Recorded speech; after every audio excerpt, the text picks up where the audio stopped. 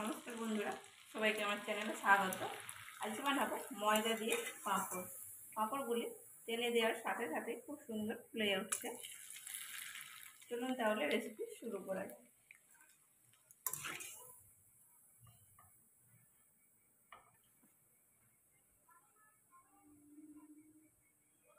আজকের পাঁপড়টা একবারে বাড়িতে থাকা সামান্য উপকরণ দিয়ে তৈরি করব। ময়দা 1 বাটি নিয়েছি। ময়দা, শুধুমাত্র ময়দা দিয়ে পাঁপড়টি বানাবো। একটি গর্ত পাত্রে নিয়ে নিলাম। এবারে যে বাটির ময়দা নিয়েছি ওই একই বাটি দিয়ে দেবো 1 বাটি জল, দিয়ে একটি ব্যাটার তৈরি করে নেব। খুব ভালো করে মিশিয়ে নিতে হবে।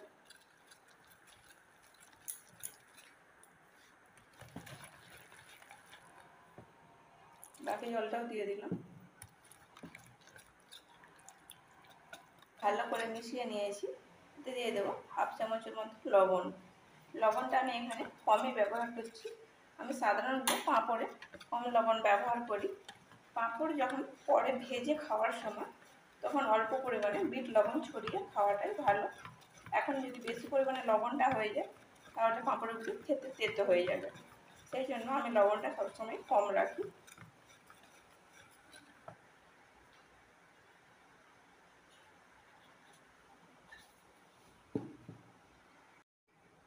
দিয়ে দিলাম 1/2 চামচের মতো বেকিং পাউডার। ব্যাটারটা ঠিক এই রকম হবে। একটি চামচ ডুবোলে চামচটা গায়ে পুরো ময়দার কোটিং হয়ে থাকবে। এর থেকে বেশি পাতলাও না, আবার মোটাও না। সব থেকে সহজ উপায়, এইরকম একটি লাইন ড্র করলে লাইনটা যদি মিশে না যায় তাহলে বুঝতে হবে ব্যাটারটা পাঁপড়ের জন্য একদম সঠিক হয়েছে। একটু কালারফুল করব, তাই অল্প করে একটু বাটিতে তুলে নেব। এখানে আপনারা চাইলে এরকম সাদা তৈরি করতে পারেন, আবার ইচ্ছে করলে কালারও দিয়ে তৈরি। পার্পল, রেড আর গ্রিন কালার মিশিয়ে নিয়েছি। এই থালায় পাঁপড়গুলো তৈরি করব, তাই অল্প করে তেল ব্রাশ করে নিলাম। তেল একবারে বেশি করে ব্রাশ করলে হবে না, তেল অল্প পরিমাণে লাগাতে হবে। তা না হলে যে ব্যাটারটা তৈরি করেছি পাতলা, এতে ভালো করে কোটিং হবে না।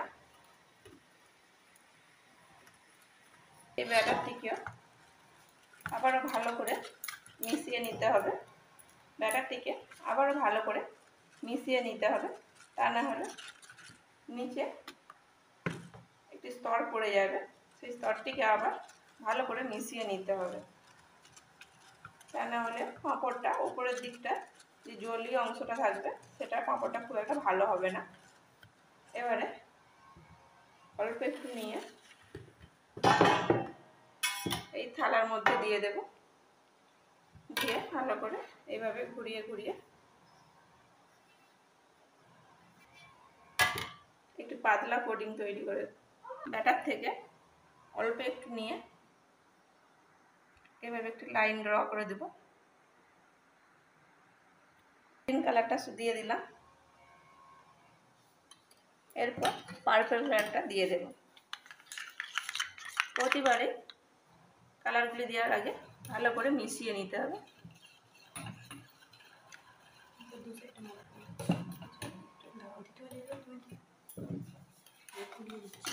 আবারও ঠিক একইভাবে সবগুলি দিয়ে দেব।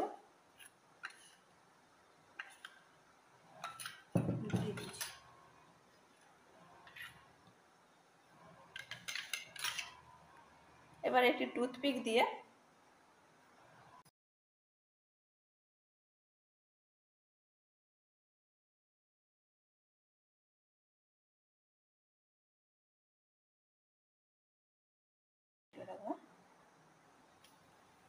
এইভাবে লাইন ড্র করে নিয়েছি। দেখতেই ডিজাইনটা কত সুন্দর লাগছে। এবারে এটিকে স্টিম করে নেব। একটি কড়াইতে কিছুটা জল ফুটিয়ে নিয়েছি। এবার এটিকে স্টিম করে নেব।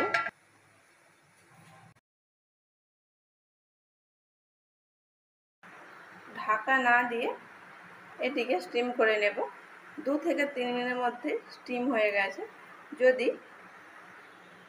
যদি এরকম উপরে হাত দিলে হাতে কিছু না লেগে থাকে তাহলে বুঝে নিতে হবে এটি স্টিম হয়ে গেছে। এবার এটিকে নামিয়ে নেব।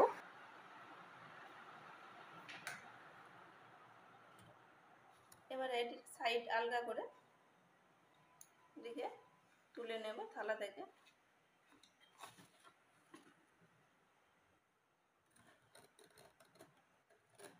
খুব সহজেই হালকা করে এইভাবে টান দিলে উঠে আসছে।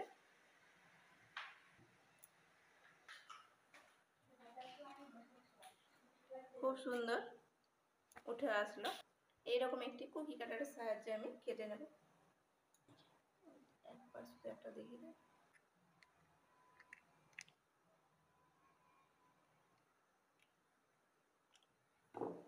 করব সবগুলি একইভাবে করে নেব। কত সুন্দর দেখতে লাগছে দেখুন বন্ধুরা, ছোট ছোট বাটারফ্লাই। এইভাবে সবগুলি কেটে নেব।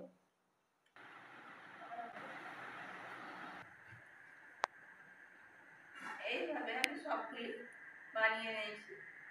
দেখতে কত সুন্দর হয়েছে। বাচ্চারা এগুলো খুব মজা করে খাবে। বাচ্চা থেকে বড় এগুলি সবাই পছন্দ করবে, এত সুন্দর হয়েছে বাটারফ্লাইগুলি দেখতে। এইগুলি ফ্যানের হাওয়া শুকিয়ে নেব।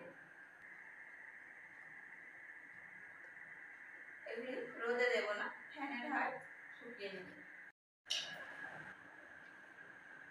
কুকি কাটার দিয়ে কাটার পর বাকি যে এক্সট্রা অংশগুলো ছিল সেইগুলি মেখে আবার আমি এইভাবে কেটে নিয়েছি, কোনো অংশই বাদ দেব না। 4 দিন পর ময়দার পাঁপড়গুলি পুরোপুরি শুকিয়ে গেছে। পাঁপড়গুলি এবারে ভেজে নেব। তার জন্য কড়াইতে দিয়ে দিলাম রিফাইন তেল। তেলে দেওয়ার সাথে সাথে খুব সুন্দর ফুলে উঠছে।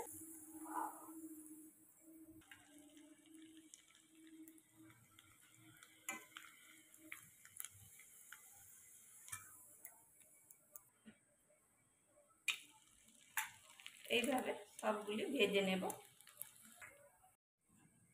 এইভাবে পাঁপড়গুলি ভেজে নিয়েছি। পাঁপড়গুলি আমি বিভিন্ন রকম করেছিলাম, এইরকম চৌকো কিছু করেছিলাম, দেখতেও অসাধারণ হয়েছে। আর পাঁপড়গুলি কতটা মুচমুচে হয়েছে।